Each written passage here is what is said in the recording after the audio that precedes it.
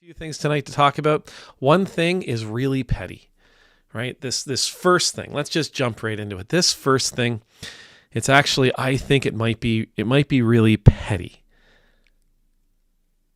Maybe.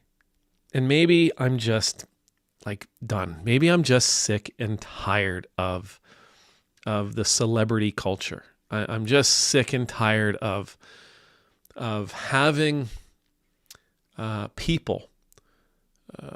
people raised above to this place of royalty, this status that they are somehow royal, that they are somehow above and beyond the rest of us. Jeff Bezos got married this weekend. Apparently, it's like a 3-day wedding extravaganza in Venice. The people of Venice, by the way, want nothing to do with this guy. They do not want him. They do not want his fiance/wife. They do not want the oodles and oodles of rich and uber important people who are coming for it. They would just rather these people go away. He has apparently it was like $50 million wedding, again, over a period of a few days. They've blocked off things. They've made certain parts of the city inaccessible. Just wild. So this image that I'm showing you here, I caught it yesterday. It was on CNN. And it's the Bezos Sanchez wedding. And there's a picture of Jeff waving to the folks as he gets on a boat. In pictures, Lauren Sanchez, Jeff Bezos' Venetian festivities. And then it was a series of sub-stories. The bride and groom arrived separately on San Grigio Maggiore ahead of expected ceremony. Venice expects to rake in over $1.1 billion from Bezos and Sanchez wedding. Here's what we know ahead of the Bezos-Sanchez wedding. You may not have Bezos levels bucks, but you might still consider a prenup. These are like so this thing that's happening, this event that's happening, has spawned, given birth to all of these other things. And it drives me absolutely nuts. But here's the picture. Here's the picture that really just broke me. And maybe in the comments you can tell me why this picture broke me. That's Jeff Bezos and his fiance. I think at this point it's still his fiance. It's his now wife, Lauren Sanchez. Who is he waving to?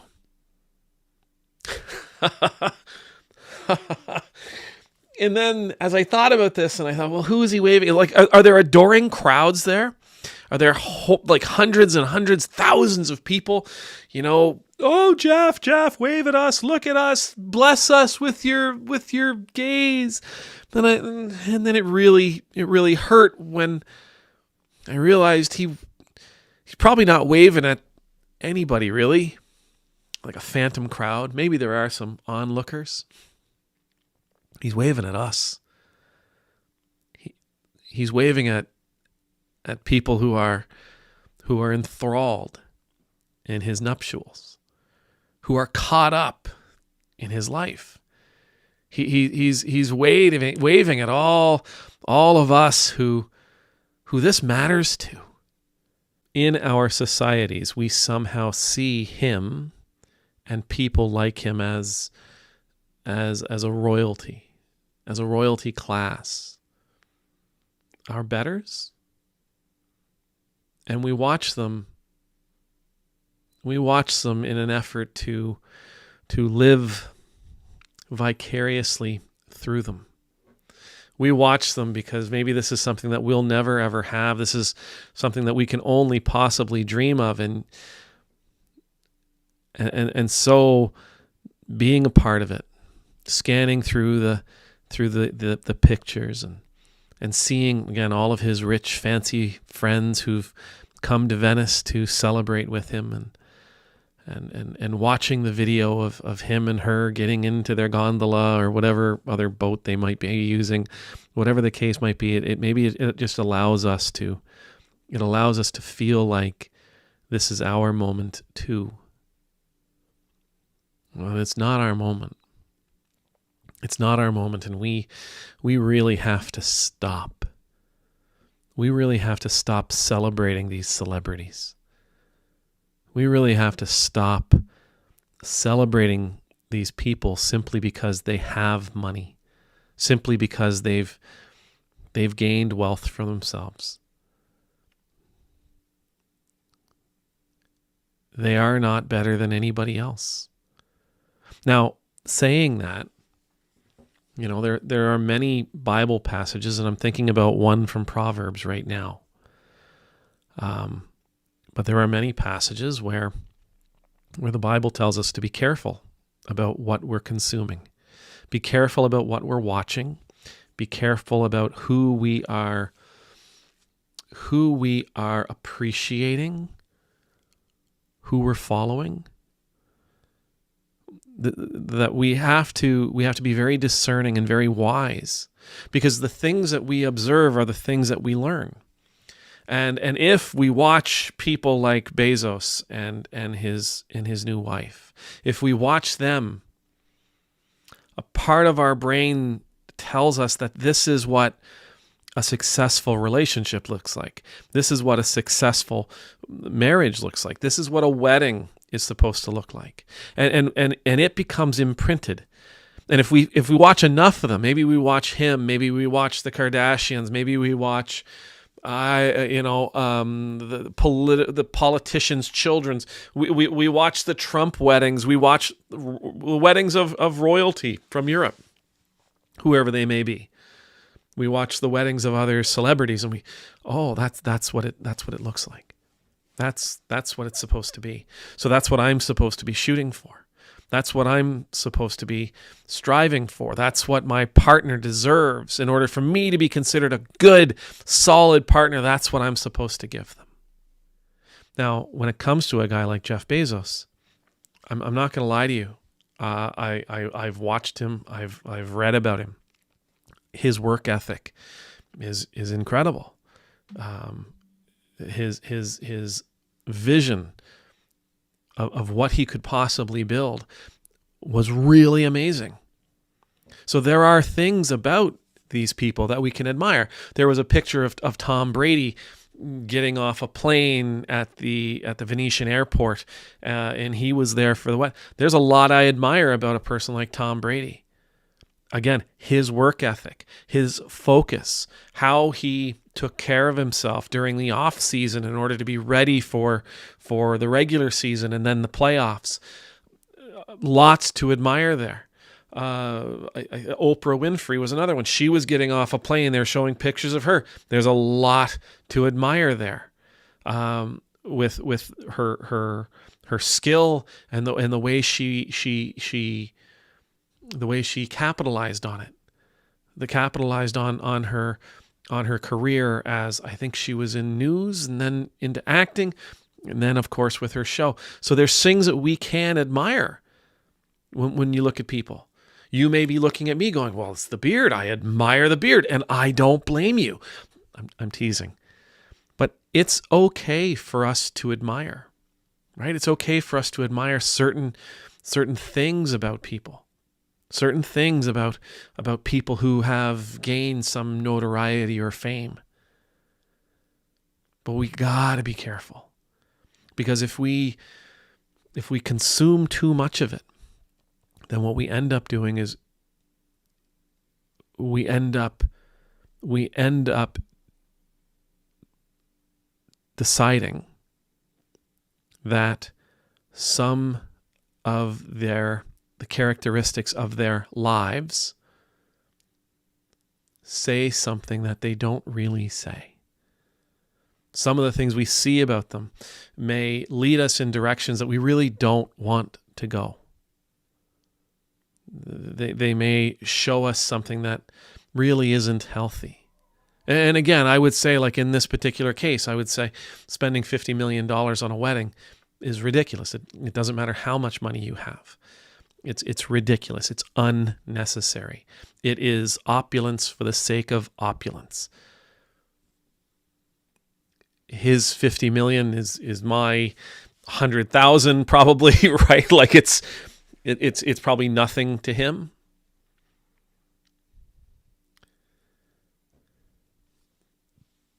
But my brain doesn't know that.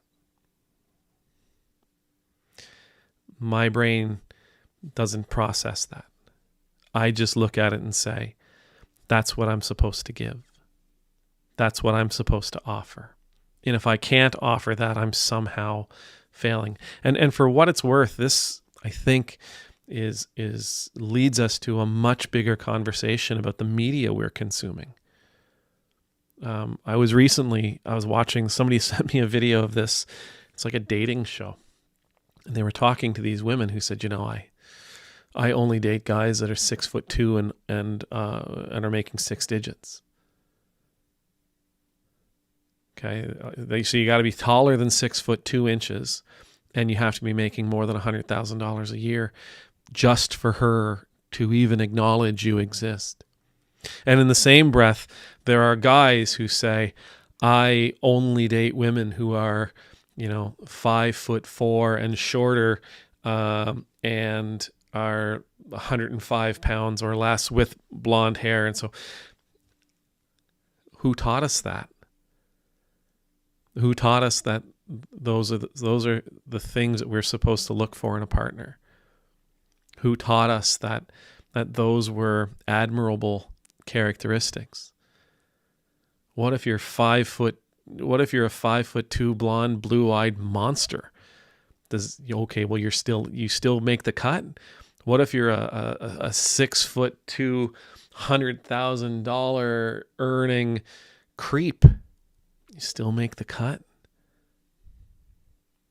Somebody's taught us. The media we consume teaches us that these are admirable characteristics, that desirable characteristics that we should be seeking out. No, they're not. Lovely. 6'2", 5'2", $50 million, whatever the case might be.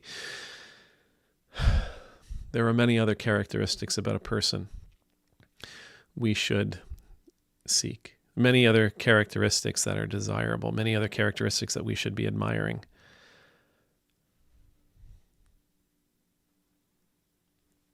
But this is what we've given ourselves to. This is what we've bought hook, line, and sinker. And it's time for us to spit this nonsense out. It's time for us to begin ignoring those of celebrity status. It's time for us to begin ignoring the people of wealth and stature who are so desperate for our attention. It's time for us to start admiring qualities and characteristics in people that are genuinely enviable. Things that would help us build not just better lives, but build better selves. Make things that would make us better people. Because consuming the stuff we're consuming, desiring the things that we're being told to desire, it's not making us better. It's making us weaker. It's making us more shallow. It's making us more bitter and resentful. There is much about humanity for us to admire. Let's start doing that. Amen.